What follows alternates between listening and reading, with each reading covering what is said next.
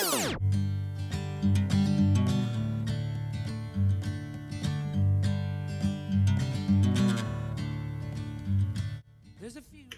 what's up, VC? It's Tone, and I'm back to do another listening sessions. Started this a while ago because, it got to a point where I was just buying stuff, and I felt like I was buying stuff just to show it. And I mean, even though that was not the case whatsoever, but that's how it felt. So I needed to do something to just share what I've been listening to, strictly what I've been listening to. And if you watch my last listening sessions, which about a month or so ago, month and a half ago, you'll know that I was on a vinyl buying hiatus or vinyl diet or music buying diet for about a quarter of a year, and that ended the end of February. I still haven't purchased anything new for myself because I have committed to pick up a ton of stuff that Jason Hacker over at the Hackman 377 channel has for me. And so I made another commitment that I'm not going to buy anything until I pick that stuff up. And I just have not been able to link up with him. I'm supposed to see him this past weekend, but I was out of town when he let me know that he was available. But Jason, I promise we will get to that. I promise you. There's things in there that I really want. Really cool things that I think you guys will, or I'll enjoy showing you. So there's a lot of stuff stacked up against the wall that I don't put back until I show, and that's what I'm doing. So I'm just kind of pulling them off the wall in the order that I put them against the wall.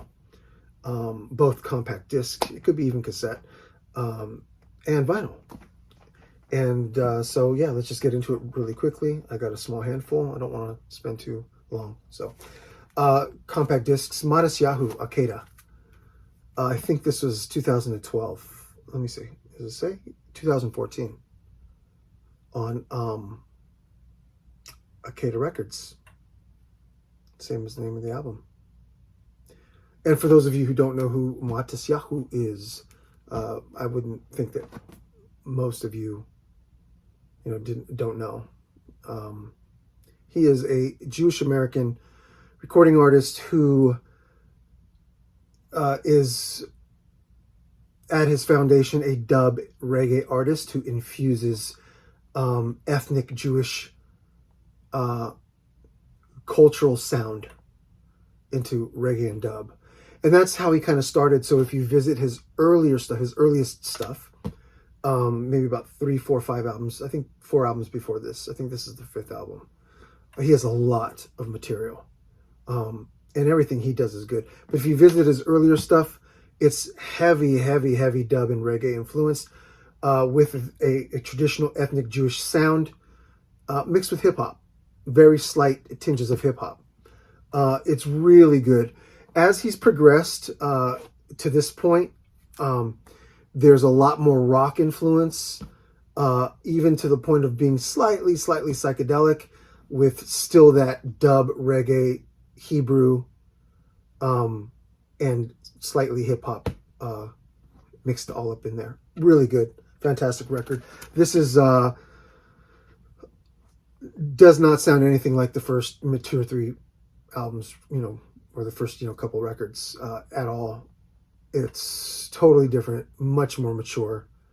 The production value is better. Not to say that the earlier stuff was not, but this is just on another level. Excellent record. Qaeda, Modest Yahoo. Black Submarine. I don't have the vinyl. I don't know why I haven't popped on the vinyl yet, but I've had this for a while. UK alternative, modern indie. I wouldn't even call them indie. More shoegazy, psych shoegazy, modern alternative rock. I wouldn't call them all over the board. They kind of stick in that vein, but various textures of those genres and subgenres. Some of the stuff's harder. Some of the stuff is more floaty. Shoegazy, not early shoegazy, mid-90s shoegazy on. Songs like Move Me a Mountain, late psychedelic Beatles mixed with Jefferson Airplane mixed with Joni Mitchell. Yeah, that's what it is. And some stuff's harder. Deeper, grungier, alternative, shoegazy, psych rock. So, Black Submarine out of the UK on AWOL Records. This is their only LP. I've been dying. I don't even know if they're still together, but I've been dying for them to make another album. I mean, let me know, anybody, if you're familiar with Black Submarine. Fantastic, unbelievable. Last CD I'll show in this video. This is, and I did this on purpose. Guitar Shorty, blues legend, Guitar Shorty. The album is Topsy Turvy, 1993. I think this is his second studio LP when he made his comeback. Guitar Shorty, aka or David Kearney, aka Guitar Shorty, was a blues man starting in the late 50s, all throughout the 60s. Never released a full length. Only singles. And then he kind of took a break in the 80s or in the 70s. And then he came back in the late 80s strong and just started popping studio albums out like nobody's business. Guitar Shorty, real quick, for those of you who know or don't know, Guitar Shorty's, aside from his recording career in the late 50s through the 60s and early 70s, he is, or was, the brother-in-law of Jimi Hendrix. He married Jimmy's only sister, which was a half-sister, in the early 60s, and he became very close to Jimmy. Topsy Turvy, this is a play on what he does live. He's known for doing backflips while playing the guitar and not missing a lick. Not backflips in the air, but rolling backwards onto his back and flipping back onto his feet while playing. Amazing. He doesn't do it anymore. He's older. And he's the one who was influential in introducing Jimi Hendrix to the wah-wah pedal. In fact, his wah-wah box that he had back in the 60s is what Jimmy started playing when he was playing with the Isley Brothers. It was Guitar Shorty's. And so that's that history. I'm bringing this up because Guitar Shorty, David Kearney, is a very, very good friend of mine. I've worked with him in the past. He is an amazing human being. Just the most loving and kind person. Amazing guitarist. I think in the first Tones live show share video, I showed an excerpt of one of his live shows here in LA. But I'm showing this because I just want to bring him to the attention of everybody, especially blues fans, that he's very sick right now. He has cancer. And if you are a person of faith, if you are a person who believes in prayer, please lift him up. He was in a home for a while, and then he started to get a lot better, and he's back home now. I've been praying for him relentlessly, and I know a lot of his supporters have. And so if you are a person of faith and you believe in prayer, lift him up in prayer. He is a fantastic, all he wants to do is get back to live shows. It's killing him. This is all he knows, and he loves performing live. And he performs live constantly, especially here in the LA, Southern California area. But this is a great album. Topsy Turvy, Guitar Shorty. Pick it up. It does not on vinyl. It's only on compact disc and audio cassette. But excellent record. Fantastic. Electronic, Chicago blues. Fantastic. Vinyl. Dave, Local Bandography, showed some video excerpts of him seeing this band live. I was very jealous because I've wanted to see them live for a while. I hope they come out to Southern California sometime soon. This is Ghost Trees. This is a 10-inch picture disc called Ghost Trees. It's their first release. It is a 6-song EP. It's kind of borderlining album. But if you're not familiar with Ghost Trees, they are a jazz duo, mostly performing and recording in the realm of avant-garde and free jazz. Super, super minimalistic, but they're really good. Any of you who know me and know how I feel about free jazz, I freaking hate free jazz. I can't stand free jazz. So when I find free jazz that I actually enjoy, that I can palate, I listen to it a lot. I stick with it because me being a musician, I like music that makes me think about what's going on and try to break it down while I'm listening to it. Some free jazz, you just can't do that because it's so atonal and all over the place. It's just like, it just bugs me. It really does. Even being a musician, it bugs me.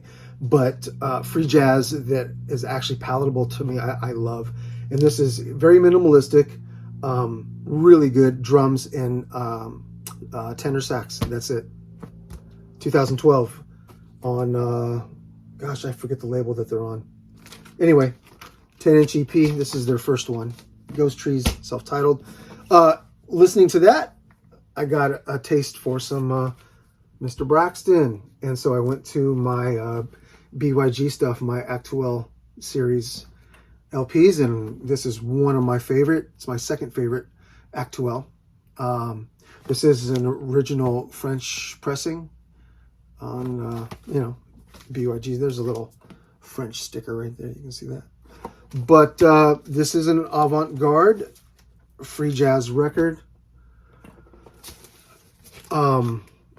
Very avant-garde, extremely artsy. It's not directionless free jazz, but it's not structured whatsoever. But it's very flowy for being free jazz and extremely palatable.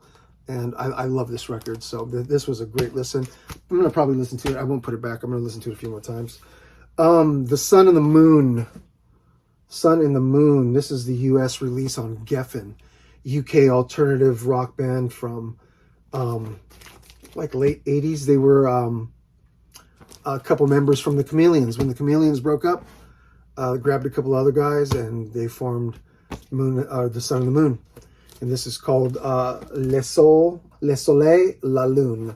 Le Soleil, La Lune is the title of the album. It is their first LP. I think it's 1989.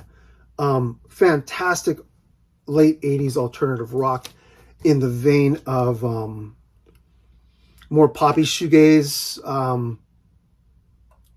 singer-songwriter shoegaze type of Echo and the Bunnymen.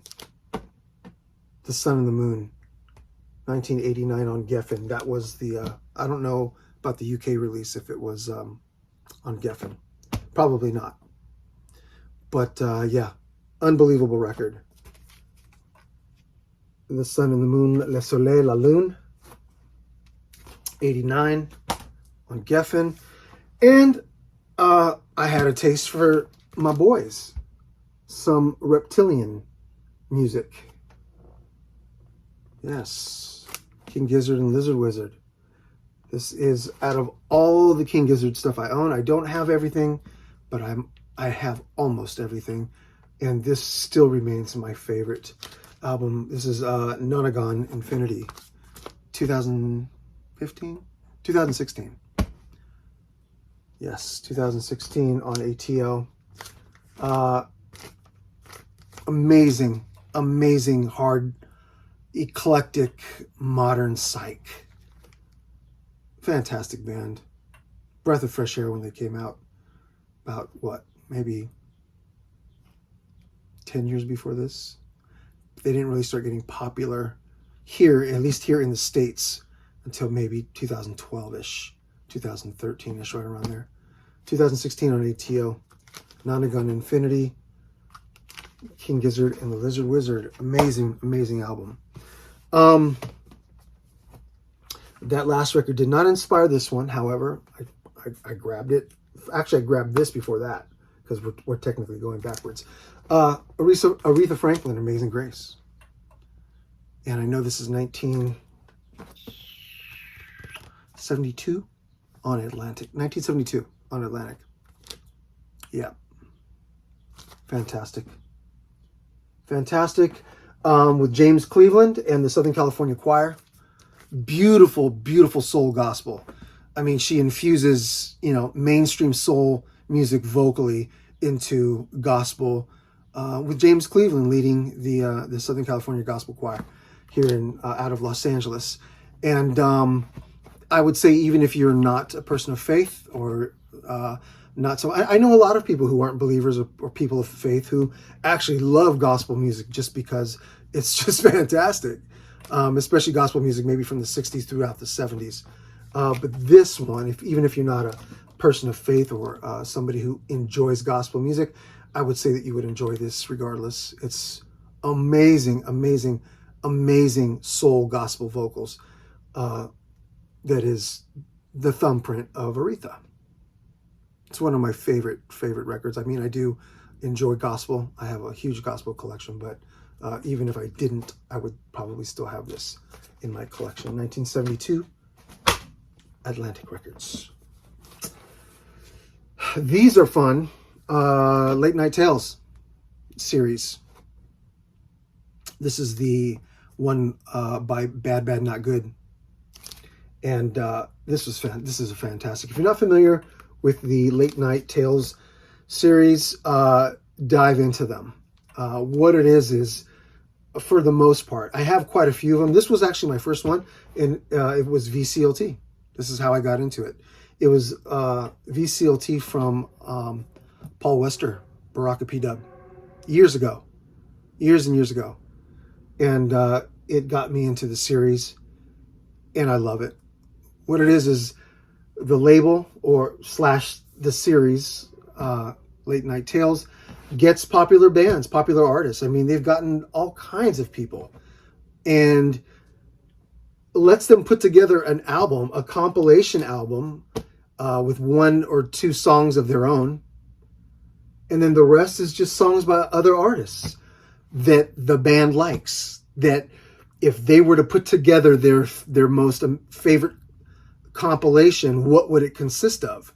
And that's what the band does. The band gives 1 or 2 songs of their own, and then they fill the rest of the album with artists and songs that they collectively as a band love. And I mean, everyone from Thundercat is on here, the Beach Boys, Stereolab, Erasmo Carlos, Boards of Canada, Delegation. It's fantastic. It was a great idea to start a series like this. And you can go on Discogs and you can just search Late Night Tales and you can see all the various artists who've participated in the series. So fantastic. And thanks again, Paul, even though it's been years, but thank you again. Excellent, excellent. And I think that one came out in maybe 2016 or something like that. I pulled this out. I pull this out frequently, actually. And this is Doobie Brothers. What were once vices are now habits. Doobie Brothers. What were once vices are now habits. This is their fourth studio album. Yeah, 4th, I think. 1974 on Warner Brothers. And I've always thought Doobie Brothers are just such an overlooked band and an underrated band. Not worldly, not in the view of the world, but in the vinyl community. And it maybe because their name has become so mainstream that, you know, people in the vinyl community kind of want to, you know, don't want to show too much of that stuff. I don't know. I don't care. But this album, if you've never heard this album, this is the album, coincidentally, this is the album with Black Water on it.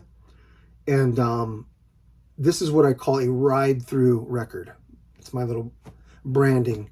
A ride-through record is a record that you just put on and you have to let it play from start to finish and just take the ride through. This is a good record incorporating folk and rock and southern rock / country, even with slight psychedelic tinges to it. And the entire album from beginning to end, fantastic. My second favorite Doobie Brothers record of all time. I love this album. I can just listen to it over and over. If you don't have it, if you pick it up, probably can pick it up for $5, $6, $7 at your store in decent condition. And if you can't, I'd suggest looking it up online on Discogs or eBay or whatever. Fantastic, man. Unbelievable. 1974 on Warner Brothers. Last but not least, the Femmes. Violente Femmes. Violent Femmes. 1986 on Warner Brothers Slash, of course. Not my favorite Violent Femmes, but I didn't listen to this. I don't listen to this one enough, so I pulled it out because I just kind of wanted to revisit it. It's obviously nowhere near as popular as the debut, self-titled. This is called The Blind Leading the Naked, 1986. It's a good record. And it shows, it doesn't stray away from quintessential Violent Femmes, but it does show maturity from the first and second album in terms of the songwriting and some of the production and just the variety in the album. So that's it, guys. Listening sessions. All right, VC, thank you so much, and I'll see you guys real soon. God bless you guys. Peace. And that boy you left in tears in his Corvette. Baby, let's not